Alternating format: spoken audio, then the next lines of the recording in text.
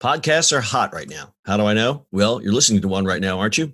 But you might be wondering, how on earth do I get my voice out there and start my own podcast? It all seems so intimidating. Between hosting and platforms and monetization, it can get real complicated real quick. Well, I'm going to let you in on a little secret. We started this podcast over 2 years ago, not knowing clue one on how to do it.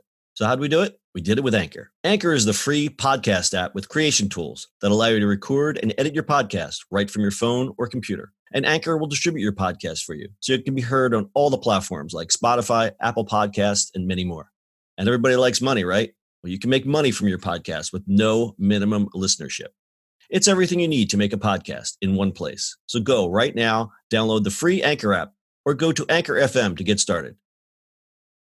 It's the E-Commerce Minute, your daily dose of e-commerce, tech, and retail news with your hosts, Bart Mraz and John Suter. The E-Commerce Minute is a production of Sumo Heavy, a digital commerce consulting firm in Brooklyn, New York, and Philadelphia. Find us on the web at sumoheavy.com. It's the E-Commerce Minute, episode 626. In today's episode, Alexa, pay for my gas. Unless you're a resident of New Jersey and at one point Oregon, you know that the mundane task of pumping gas, while not super difficult, can be slightly annoying. This irritation is especially apparent in colder, snowier climates. Unfortunately, there are no robots that can pump gas for you in 2020, but Amazon is trying to make the process a little easier. At this year's CES show in Las Vegas, Amazon announced a partnership that will allow voice-activated gas purchases in vehicles with Alexa built in, as well as from Alexa-enabled smartphones and other devices. The platform, powered by technology from Fiserv, a fintech company, is set to launch in April at more than 11,500 Exxon and Mobil gas stations in the United States. The ability to pay for gas via Alexa will initially be available to customers with Alexa-enabled vehicles, Echo Auto, and other Alexa-enabled mobility devices. Alexa is available in dozens of new vehicles, including ones made by Toyota, Ford, Lexus, and Audi. Here's how it works. When the customer arrives at the pump, they'll just have to say, Alexa, pay for my gas to get started. Alexa will then confirm the station location and pump number. The transactions themselves will be processed using Amazon Pay, which uses the same payment information stored in the customer's Amazon account. Fiserv's digital commerce technology will help power the transactions by activating the pump and facilitating the token generation to make sure your precious payments are secure. Customers concerned about the risk that others will use their voice to pay for gas can opt out to set a voice PIN code that needs to be said before the payment will be activated. For Exxon, teaming up with Amazon's Alexa voice platform allows the company to differentiate itself from the gas station down the block. For consumers, the idea of being protected from skimming schemes, bad weather, and the general fears of pumping gas at night could make this a game changer at the pump. All right, so a slight correction. It doesn't really pump your gas, so you still got to do that part. But I think it's total convenience. Total convenience. I wonder if I mean, obviously with electric cars, you still got to get out and put the electric thing in it. So I wonder if they're gonna come up with like it pumps it like you just drive on top of it. You know what I mean? Oh, like a Formula One thing? Well, Formula still pumps it. They don't really do that. Well, yeah, but doesn't it? What am I thinking of? Oh no, it has the hydraulic jacks and you can take the tires off, but it doesn't. Yeah, that's about it. No, gas, you still right? gotta still pump the gas. Anyway, so this doesn't solve the problem of actually pumping the gas, but I do like. And Bart, I could see you using this because you're a Mr. Hands-free dude. You like to use your phone for everything. And from what I understand here, even if you don't have the Alexa technology built into your car, you could still use your phone, which is super convenient. Yeah, because you can use Alexa on your phone, but you can also get if it's not built in your car, that's starting to get built in some cars. You can get that car Alexa. Yeah, they get that thing that sits on your dash, right? Mm-hmm. It looks like a little, the little radar detector, right? Yeah, the only problem I really have is that CarPlay is getting better and better and better for Android and Apple. So, and that just plugs it in. I think this is just going to be an inroads. I think you're going to see this type of voice payments on all the devices. Because once everyone starts doing this, they're going to say, this is cool. And then Apple will just jump on and they'll just build the pumps with voice tech in it. I mean, that's probably a couple years away. But it's interesting that Exxon is jumping in with this. It's almost 12,000 stations right away. That's pretty interesting. I would love. Well, I mean, first of all, for the moment, it's a gimmick that will become something. Yeah. And why not? Yeah, everybody's going to try to use it. That's a pretty big test, though. It's almost 12,000. I mean, it's not like 100 stations. It's 11,500. Yeah. So They must have been testing this for a while. I mean, and I think from the voice text side of it, they've already got that kind of nailed down. I think they had to just work out. And let's geek out for a second. So basically, it's by geolocation. So all they're doing is quantifying where your Alexa device is in proximity to the pump. Correct, Bart?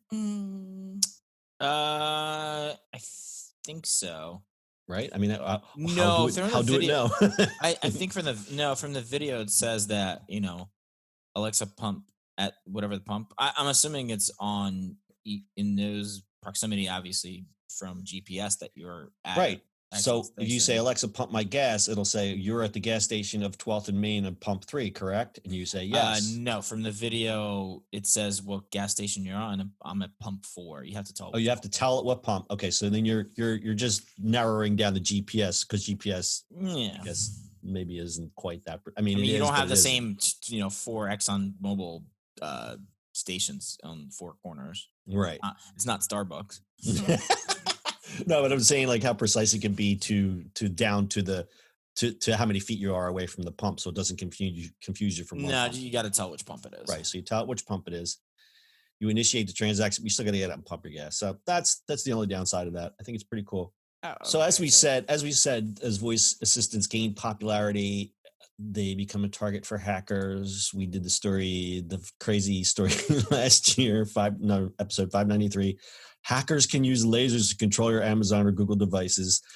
But still, I've had my card skimmed at a Wawa gas pump probably 3 times in the last year. Brittany, I know you have a similar experience. Your debit card was hacked a few times. Yep.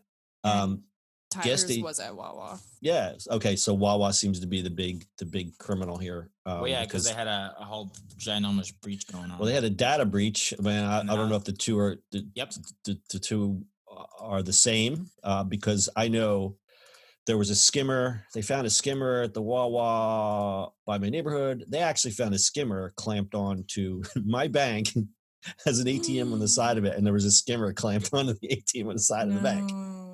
So this stuff isn't going away, and I think just doing stuff via voice may make it a little easier. But hackers being hackers, who knows?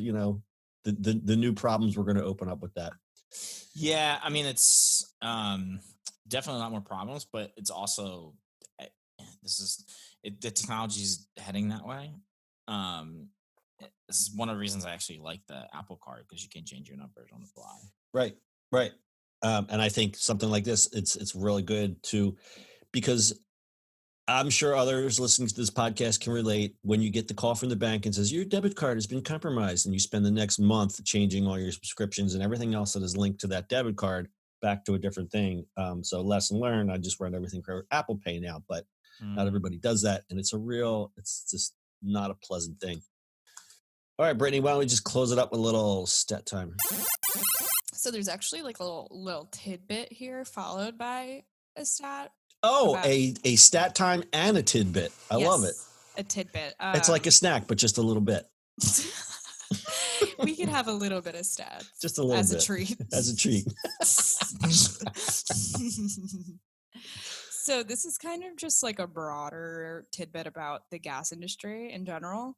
Should I come up with a sound effect for just the snack, just a little bit, like meow?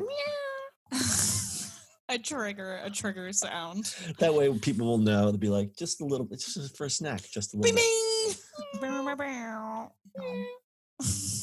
Please continue.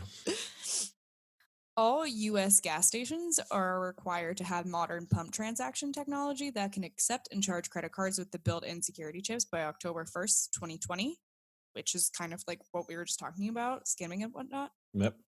If they do not, they become liable for any credit card fraud that happens at those businesses, which is pretty cool. This news report suggests that the stations are nowhere near ready. Shocking. Although I've been seeing it more and more at gas stations, by the way, because like your most of your credit cards now are having chips and they have the NFC like radio thing built into them. I've used it at a gas station, just like place my card or the phone, like an iPhone, or payment on the little thingy and just pump gas. Yeah, Wawa's got that. They just said, speaking of Wawa, Law enforcement said, actually not speaking of Wawa, speaking of pumping gas in New Jersey, law enforcement said they instructed, they basically said, put out a news bulletin that says, do not use your debit card at New Jersey gas pumps. Oh my God. Yeah, they were basically like the state police put it out and said, don't use your debit card at the gas pump. Yeah, I keep on yelling at my wife to not use her debit card anywhere. I'm guilty too. So are we. Going off of that, a 2019 survey by nonprofit convenience store organization Connexus found that 70% of participants who own gas stations have not upgraded their pumps to take chip secured cards yet. And I can tell you exactly the areas where you're seeing that. Brady's going to call them all out. And that is my hometown. There's about 6 sketchy gas stations on one line of road. And you're on notice. On Route 61 that just are flying below the radar. And I know they are, and no one's going to check them. That's the 70%. Listen, Cletus just sits out in his chair and has a big wad of cash. An oil glug. Yeah, it's like, here you go, $10 regular. Oh, literally. Oh, Cletus, the good old gas station tenant. But yeah, I'm sure that cities are obviously going to get it together a little bit quicker than those small town unchecked gas stations. One would hope, but let's not hold our breath. Yeah, this is tea. And finally, in 2018, authorities detected more than 1,000 skimmers on gas pumps in Florida alone, according to Experian. That number seems low. And digital business-to-business payments are on the rise, making it a $22 trillion with a trill. Trillion with a trill. dollar industry globally. Wow. Trillion with a trill. Wow. Okay, that's definitely my favorite because John, you have the billion with a B, but she's got trillion with a trill. And that's all trademark, people. Don't go ripping us off. I'll know. All right, you guys got anything? What? Oh, I just wanted to say that last stat was from Freightways. Freightways, bringing you fine freight-related statistics since whenever. You guys got anything else? No. Yeah, we're going to make T-shirts with trillion with trill. We're going to do a whole line of merchandise if we ever get it together, so stay tuned for that. That's your e-commerce minute for today. We'll see you on the internet tomorrow. That's it for today's show. If you like the show, do us a favor and subscribe or leave us a review on iTunes. And don't forget, you can now listen to the e-commerce minute on your Amazon device. Just add e-commerce minute to your flash briefing. And finally, if you have a comment or suggestion or just want to say hi, find us on social media at Sumo Heavy.